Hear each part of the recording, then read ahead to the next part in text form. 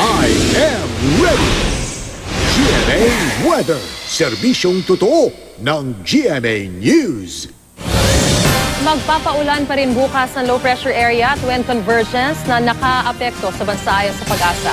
Huling namataan ng ahensya ang LPA 50 kilometers silangan ng Dumaguete City. Magdadala pa rin po yan ng mahina hanggang katamtamang pag-ulan sa Western at Central Visayas. Base sa datos ng The Weather Company, may mahihinang ulan namang mararanasan sa eastern section nito pati na sa Kalakhang, Mindanao.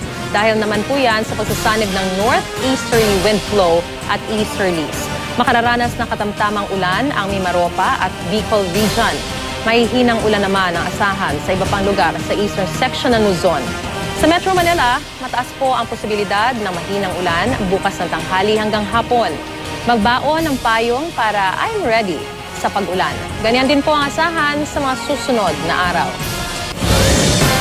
Samantala, nakataas pa rin po ang gale warning ng Pag-asa sa seaboards ng Northern Luzon, Eastern Seaboard ng Central Luzon, Eastern at Southern Seaboards ng Southern Luzon at Eastern Seaboard ng Visayas. Huwag muna pumalawat dyan ang mga gumagamit ng maliliit na sasakyang pandagat. At para sa iba pang weather update, bisitahin ang www.imready.ph o hanapin ang I Am Ready PH sa Facebook, Twitter at Instagram. Magplano para sigurado, I Am Ready, serbisyong totoo ng GMA News.